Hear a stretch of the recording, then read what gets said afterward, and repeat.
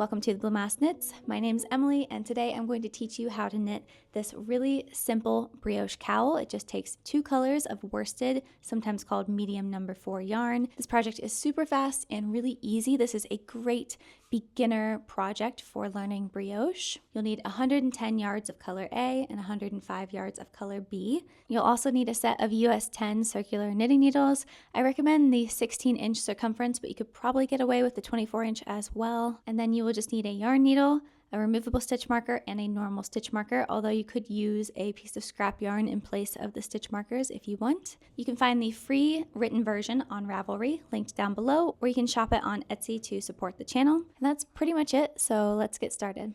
Using color A, you're going to cast on 67 stitches for the smaller size and 79 stitches for the regular size. The size I'm wearing in the intro is the regular size. So I'm just going to use a long tail cast on. You can use whatever cast on that you want. We're going to use an invisible method to join in the round, which will decrease 1 stitch in the process. Lay your stitches flat so the cast on edge is on the inside here. And you want your tails coming from your right hand needle and your left hand needle to have no tails attached to it. Bring your yarn to the back of your work.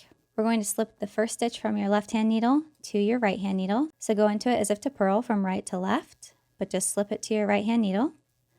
And now we're going to bind one off. So we're going to pull the second stitch from the edge over the first and off the needle. So go into it from right to left and just pull it up, over, and off. And then you can pull on both of your tails to tighten it up. Place a marker for the beginning of round. Our first setup row is still using color A. So you're going to work a repeat of a knit 1, slip 1 yarn over. We're going to knit our first stitch. And now we're going to work what's called a slip 1 yarn over. So we're going to slip a stitch while creating a yarn over. So how I like to do this is I bring the yarn to the front of my work and just kind of rest it on top. So I go into the next stitch from right to left, as if to purl. Now I'm going to yarn over my right needle from front to back, and I'm going to slip that stitch and the yarn over to my right hand needle. And that is a slip 1 yarn over.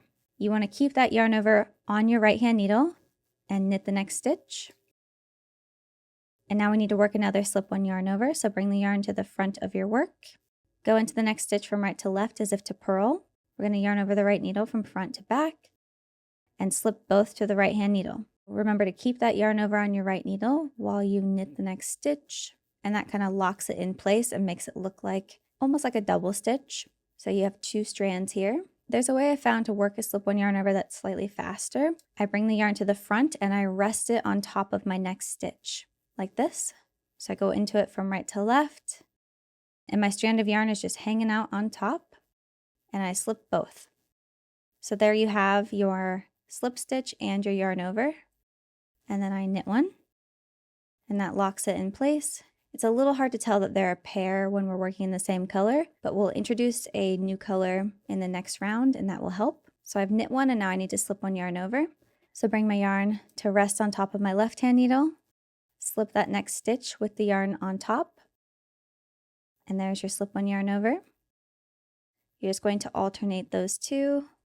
If you find that way of working a slip 1 yarn over confusing, you can bring your yarn in between your needles to the front. Go ahead and slip the next stitch. Now bring your yarn over the right hand needle to the back, and that is your slip 1 yarn over as well. And then when you get down to the final 2 stitches, you're just going to knit 1, and then it might feel a little bit confusing, but you're going to slip 1 yarn over, and your yarn is just going to rest at the back of your stitch. It may come undone, so if that is something that's really confusing to you, you can kind of flip your project over to the back and place a removable stitch marker into that yarn over and that slip stitch. It's still going to be loose, but it's not going to fall off. So when working brioche, you work every row or every round twice. You work it once with each color. So we have worked it once already with color A, and now we need to work it once with color B. So grab your tail end of your color B. I'm going to wrap it around a finger on the hand I do not hold the yarn in. So I hold the yarn in my left hand, so I'm going to wrap it around a finger on my right hand a few times, and this just gives you tension.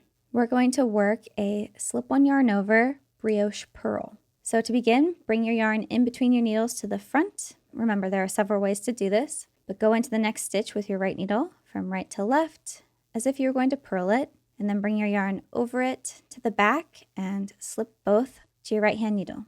It's way easier to see now that it's in 2 colors. So the next stitch on our left hand needle is the slip 1 yarn over from the previous row. So it looks like 2 strands, and it will most likely be kind of crisscross like this. We're going to work them together as 1 stitch, and that's going to be called a brioche purl. So this is going to be worked a lot like a purl 2 together. So bring the yarn in between your needles to the front and go into both strands on your left hand needle as if to purl, just from right to left into it. I have caught both strands. Bring the yarn over it from front to back and pull it through like a purl 2 together. Slide those 2 strands off your left hand needle, and that was a brioche purl. So then you just repeat a slip 1 yarn over brioche purl all the way around. So go into the next stitch from right to left, but just slip it to your right hand needle. Bring your yarn over around to the back, and now bring it in between your needles to the front, and we're going to purl the next 2 strands together as if they were 1. So go into the next 2 strands from right to left, yarn over, and pull through both. And you can release your tension yarn, and that was another repeat. So this is a slip 1 yarn over. The next one is solo, it's a brioche purl. The next one, even though they're not crisscrossed, is a slip 1 yarn over. And the next solo one is your brioche purl that you just finished. So I'll show you the way that I do this a little bit faster. So I bring the yarn to the front and I have it just rest here on top of my next stitch. I go into that next stitch as if to slip it, and I also catch the strand of yarn and I just slip it to my right hand needle, move the yarn to the front so that my yarn over is caught. It is rounded around my right hand needle. And then I'm going to brioche purl, which is essentially purling these 2 strands together. So I slip 1 yarn over, and then as I'm slipping it over, I bring my right hand needle forward a little bit so that my strand of yarn stays in front of my left hand needle. And then I go around to the back and purl them together. Slide them off, but bring it forward so that my strand of yarn always stays in front of my left hand needle for a brioche purl. And that's pretty much how I do it, but again, there are several different ways that you can work a slip 1 yarn over. And then when I get down to the end of my row, it might look a little bit sloppy, but I have 1 more repeat to do. So if I look closely, I was supposed to have started with a slip 1 yarn over.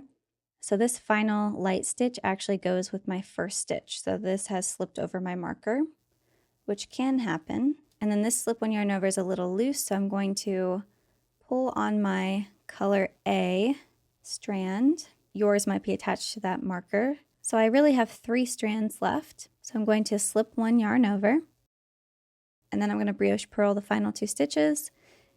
If that slip 1 yarn over from the previous row is feeling too loose, you can always kind of grab it with your other hand to tighten it up. So go into both strands from right to left, yarn over, purl them together, and that's a brioche purl. I can bring my yarn in between my needles to the back and drop it. And then you can remove that 1 stitch marker that was holding the slip 1 yarn over. Grab your color A yarn, slip your beginning of round marker. So now we are ready to work our actual row repeat. So we've got row 1 color A and row 1 color B, because in brioche, every row is worked twice, once with each color. So even though it will feel like 2 rows, it's technically the same row that you're working twice. Your first stitch is a slip 1 yarn over from the previous row. So if it's too loose, you can pull on the color 2 tail to close that up. For row 1 color A, we're going to work a repeat of a brioche knit, slip 1 yarn over all the way around. We're going to work a brioche knit, which is very similar to what we did last round, but instead of purling these 2 strands together, we're going to knit them together. So these 2 strands are my slip 1 yarn over from the previous row. I'm going to go into them from front to back, treating them like 1 stitch, yarn over, pull a loop through, and slide off. You can pull on any of the tails if that's too loose. And now we're going to work a slip 1 yarn over, and this is the same way that we did it in our setup color A, where I like to bring it to the front to rest on my left hand needle and slip both my next stitch as if to purl to create a slip 1 yarn over. And then we go into these next 2 strands on my left hand needle as if they were 1, knit them together, that's a brioche knit, yarn to the front, slip 1 yarn over. When you see these 2 strands together, it looks kind of like a column of knit stitches, and it has a buddy yarn over with it. you're going to knit them as if they were one. So working a knit two together essentially. And then for the slip one yarn over, you could do a few things, but always bring your yarn to the front. You can slip it to the right hand needle and then bring your yarn around over top of it to the back and then go into both strands and knit them together. So you see I do not have that nice V here. It looks like a purl stitch. So that's how we know we're going to work a slip one yarn over and not a brioche knit. So slip it with the yarn over. And then this one here has that V. So we know that we're going to brioche knit it. And then I get down to the very end. My last stitch is very loose, so you can just pull on the other strand of yarn. But I've got 3 strands left. Should have kind of a double up, which is your slip one yarn over from your last row. And then your final stitch should be in color B. So we're going to brioche knit and then slip one yarn over to the right needle. And then again, if you don't want this to slip off, take a removable stitch marker, place it both in that yarn over and the stitch next to it, and that will help keep it in place. You can drop your color A and pick up your color B strand, slip your beginning around marker, and for row 1 color B, we're going to work a repeat of a slip one yarn over brioche purl all the way around. So our first stitch looks like a column of knit stitches. We're going to start out with a slip one yarn over. So however you like to do that, just slip it purlwise with a yarn over, and then bring your yarn in between your needles to the front. And we're going to work a brioche purl, which is essentially a purl two together. So go into the next 2 strands from right to left, yarn over and pull through both, slide both off, and that's 1 repeat. So again, slip one yarn over, yarn to the front, go into the next 2 strands, yarn over, pull through, slide off. So when you see a solo column of knit stitches with a solo stitch, you want to pair it with a yarn over. And then when you see a pair like this, you want to join them together with a brioche purl. And then when you get down to the final 3 strands, it is possible for like the start of the other stitch to kind of look like this, but your first stitch of your round should be a slip one yarn over. So this knit column here, it should have a color B yarn over. You can move this over because this is supposed to be paired. So now that we have 3 strands left, I'm going to slip one yarn over, yarn to the front, and then if you need to, you can kind of hold on to your color A yarn so that it's tight enough to work a brioche purl. You can remove that removable stitch marker, slip your beginning of round marker, drop color B and pick up color A. So you're going to repeat round 1 color A and round 1 color B until you've worked a total of 44 repeats, or until your desired cowl length. And this gave me a cowl that was approximately 9 inches tall. And if you ever need to undo a brioche knit stitch, you do it pretty much the same way that you would undo a normal knit stitch. You're just going to go into the hole of the stitch below the one on your needle, and then remove your right hand needle and pull the yarn out. And that returns the knit stitch and the slip one yarn over to your left hand needle. And then to undo a slip one yarn over, you slip 1 stitch from your right needle to your left needle without twisting it. And then you can remove the yarn and you've got your normal stitch back. So we're going to work a setup before we start binding off. We're going to work a repeat of a brioche knit, purl one all the way around. You're going to have to ignore some muscle memory that you've developed for this cowl. So you go into both strands and then knit them together. And instead of working a slip one yarn over, you bring the yarn to the front and you purl one instead. And that's your repeat, brioche knit, regular purl stitch, all the way around. And then once we get down to the final stitch, just purl it like normal. You're actually done with your color B. You can cut it, leaving a tail long enough to weave in later. And now for the actual bind off, we're just going to do a standard knit bind off because we're trying to match our long tail cast on down here. So we don't want anything fancy. We're just going to do a standard knit bind off. So you're just going to knit 2 stitches normally. And now we're going to pull the first knit stitch over the second and off. So I kind of hold on to both with my index finger, go into the first from left to right with my needle. And then I'm going to pull it over and off. So now we only have 1 stitch here. And I kind of loosen up the stitch a little bit, knit 1 more, and repeat. So just bind off, loosen up a little bit, and you just repeat that all the way around. And at the end, I'll show you a trick to hide that gap that you get between the start of your bind off and the end of your bind off, so I'll meet you there. So when you get down to your last stitch, you can kind of pull it out a little bit and remove your needles. Cut a tail long enough to weave in, and we're going to pull this last stitch out. But now you might be able to see that there's a small gap here between the start of our cast on and the end of it. So we're going to close that now. So thread your tail onto a yarn needle, and we're going to try and find the first bound off stitch. And we're looking for our first knit column, which is this one right here. Go up to the top where it starts to curl over and become part of our bind off. And we're looking for the first bound off stitch. You've got kind of a slightly sideways stitch here. That's not it. It's the one that is going to be sitting on top of it like a sideways V. Pull tight enough that it closes that gap. We're going to go back into the hole where our tail is coming out of originally, which is right here.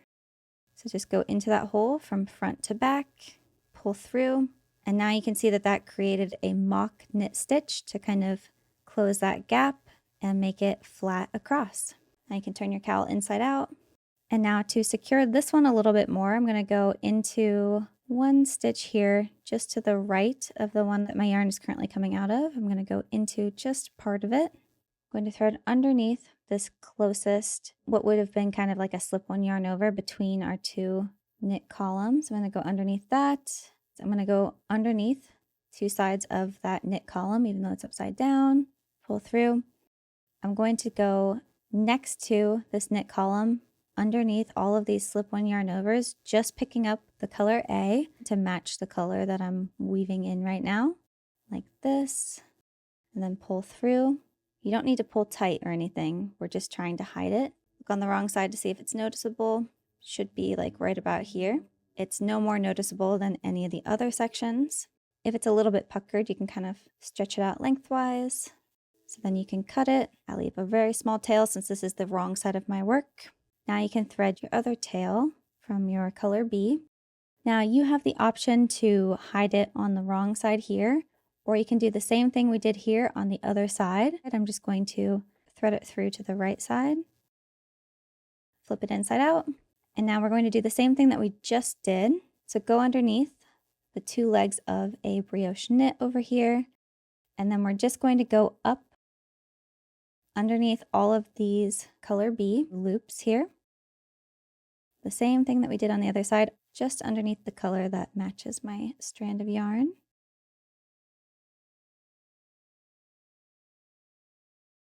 Like this. Pull through. You don't need to pull tight, you're just kind of wanting it to rest comfortably. You can kind of stretch it out to make sure that it's seated correctly, and then you can trim it a little shorter if you want it to be hidden like that.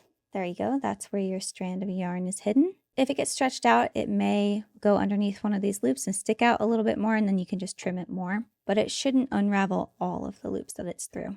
So there's that, and then you have your cast-on tails down here. You can just do the same thing where you hide them green on the wrong side, so it goes underneath these slip-one yarn over strands that are green.